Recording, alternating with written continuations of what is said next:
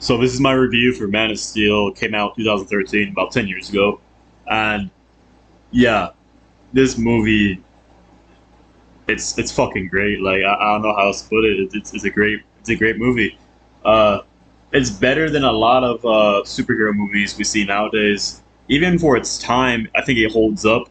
Like I don't know. Like I'd say it's better than a lot of the Marvel movies that came out around this time as well, or around this time as well. Not just that year, but the 5 year time span, whatever. Anyways, yeah, this movie, it's great. Like a lot of people criticize this movie. A lot of like anti-Snyder cultists. Now, I recognize that the DC fan base is super divided. Like it's not even funny. There's the hardcore Snyder fans. There's the hardcore James Gunn fans. The anti James Gunn fans. The anti Zack Snyder fans. The the anti Zack Snyder fans, but they're pro Shazam. It's just the whole community as a whole. It's fucking toxic. It's a mess. If you say something good about one of James Gunn's movie, you're suddenly anti Snyder. If you say something positive about a Snyder film, you're suddenly it's just fucking stupid. It really is. Like you just honestly you should just be able to enjoy the film for what it is and not make it into this huge like, oh, you're on their side, you're on this team. No, with all that out of the way, this movie it's pretty great. It's essentially an origin story of how Superman came to Earth, how he grew up on Earth, what his life was like before becoming Superman, and it's pretty great. I can't get over how good this movie is. It the action is fucking top notch. Like if you guys grew up watching or playing the Dragon Ball Z video games or watching the show, like this is like the closest we're probably ever going to get to like a live action. Like if you ever want a Dragon Ball Z movie and you want to think how they would have the fight scenes, this movie is like good fucking reference to what a Dragon Ball Z fight would be in live action. And this movie, great visual effects, has great. The music's great. The cinematography is great, and I think Henry Cavill really embodies Superman. Like a lot of people consider that like blasphemy. Like everybody considers a Christopher Reeve Superman to be like peak. I haven't seen the Christopher Reeves movies since I was a kid, except for the first one. I actually recently watched that last year. I watched that on HBO Max, and I liked it. It was good for the time it was in, kind of like how Batman '89 was good for the time it was in. But Man of Steel is like, if somebody was getting into like DC movies and they're asking me what Superman movies they should watch, whether it be animated or live action, I'll tell them watch Man of Steel, and then watch the animated series, the Superman animated series, Justice League animated series, Superman and Lois. Watch those as well, and of course watch the Christopher Reeves films. But I think Man of Steel is like the easiest to get into. Not only is it the easiest to get into out of all the Superman movies because it's an origin story, but it's like I don't know.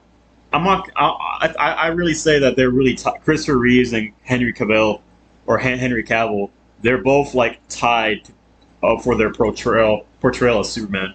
Like Brandon Routh from Superman Returns, it felt like more he was emulating Christopher Reeves, and I feel like with modern movies and modern film, modern superhero movies, I feel like there needs to be more than just an elaborate real estate scheme being the whole overarching theme for the movie. I feel like you need like to have these larger than life villains to have a good story for a lot of these movies. And I think Man of Steel did a really good job with their villain. Like Zod to me, I want to say is most definitely, actually, not even probably. Zod is most definitely the best villain of the DCEU. He's the most developed. He has you see his like his you see his motives, and a part of you wants to agree with what he wants to do, but then you realize, yeah, it's kind of fucked up. Kind of like how people were with Thanos. How yeah, you agree with what Thanos is saying, but at the same time, it's fucked up what he's trying to do, or what Thanos did do. And honestly, I do think Zod is a really good villain. I think he's like I said. I think he's easily out of all the DC movies, like not including just the DC EU or DCU, the DC Universe, Extended Universe, whatever you want to call it. I think Zod is easily top three of the best villains, period, for DC films in general. Like, obviously, you got to think of, Heath Ledger's Joker. You got to think of, I forgot the guy's name, the guy who played Lex Luthor in the first Superman movie from the 70s. The, like the Michael Shannon's portrayal of Zod is just so fucking good. I also like in the beginning of the movie where they show how regal and luxurious, and what's the word I'm looking for? Uh, Victorian almost. Krypton is. It's like a good contrast of what Earth is. And yeah, there are some things I actually want to address about this movie before I continue further.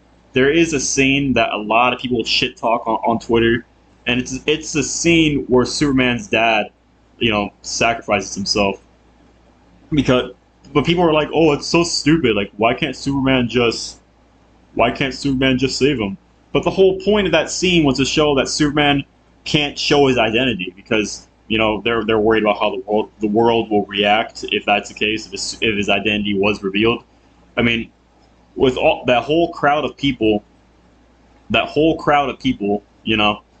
it's like obviously there's going to be like a whole, you know, it's just going to be a whole issue with like a whole crowd of people watching him like rush to his dad in the middle of the tornado to save him. It's this whole thing. And also, what people don't like is that Superman kills Zod in the movie because apparently Superman just can't kill or whatever. There's no written rule on that. Apparently, the Superman just can't kill people. But at the same time, it's like the world engine was destroyed along with the fucking machine that sends them into the Phantom Zone. So they couldn't send Zod to the Phantom Zone. It's not like they could have just locked him up and like got handcuffed him. And if he let him go, he would have kept on destroying the city, killing more and more people, and just genociding the entire planet. And Superman is obviously not as well skilled of a fighter as Zod was, because Zod was bred to be a fighter, and Superman he doesn't know how to fight. He just knows how to throw himself at people and just punch. So the idea that he could have stopped Zod from killing that family, it's just stupid to me.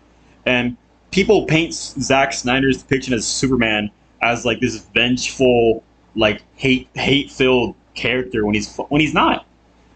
He's not. Like, throughout the entire movie, this motherfucker was saving people left and right. He saved the kids on the bus, even the people that bullied him. He saved those oil rig workers when the oil rig was about to blow up.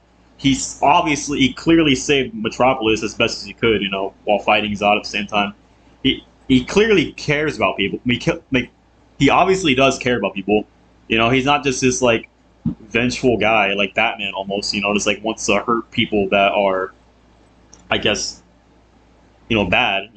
I guess Batman isn't like that either. Batman does save people, but still, like they made it seem like this whole like there's this whole narrative about this depiction of Superman that he's just evil, he's sadistic, he's bitter and all this bullshit. Well, that's clearly not the case. But yeah, this is the great movie. Like, it's very divisive among DC fans. Like I said earlier on in the video, like a lot of people have a lot of hard feelings for Zack Snyder. People love his movies, they hate his movies. I wouldn't consider myself a Zack Snyder cultist because there's a lot of Zack Snyder fans that will only watch the Snyder films, and anything after that is just trash. They think Aquaman's trash. They think the Suicide Squad's trash. They think that Black Adam's trash. Shazam's trash. Uh, and a lot of them are boycotting the Flash you know because they're rebooting, which I don't want them to reboot.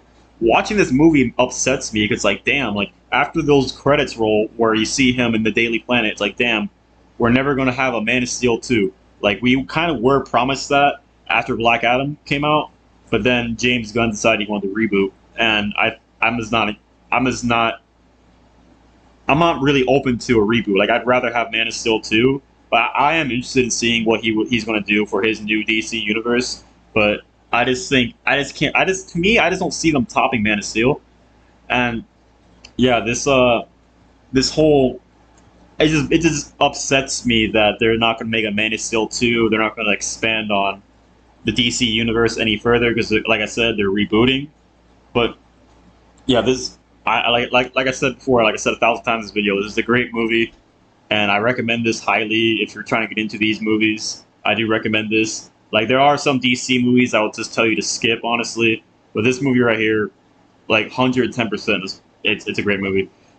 But if you guys did go on to enjoy my review, like and a comment would be appreciated. Subscribe to the channel. I'm reviewing I've already reviewed the Tim Burton Batman films. You can find those on my channel, and I'm going to review the rest of the DCEU until the Flash is released. So if you guys did go on to this video, like and comment would be appreciated. Subscribe to the channel, and yeah, well, all that out of the way. I'll see you guys in the next video. Take care, everybody.